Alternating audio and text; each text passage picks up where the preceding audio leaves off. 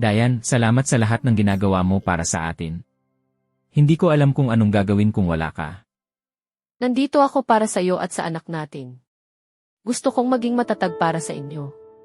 Kaya bumangon ka, Drake, ang mundo mo ay hindi dapat huminto sa pagkamatay ni Tiffany. Nandito kami ng anak mo. Alam mo, hindi ko na kayang itago pa.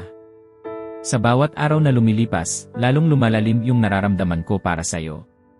Hindi na lang ito basta pagkagusto kasi sa totoo lang, parang mahal na talaga kita, Diane.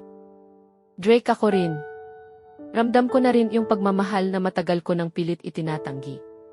Hindi na ito tungkol sa kasunduan, hindi na ito tungkol sa pagiging surrogate lang. Gusto kong magsimula tayong dalawa, hindi bilang estrangherong pinagbuklod ng kasunduan, kundi bilang dalawang taong pinili ang isa't isa. Mahal kita, Drake, at mahal ko rin ang buhay na binubuo natin ngayon. Buong puso kong nais na maging pamilya tayo, hindi dahil kailangan, kundi dahil gusto ko, dahil mahal kita. Sundan ang pagmamahalan ni Drake at Diane sa nobelang Get to Believe in Love, authored by Nix De Loso.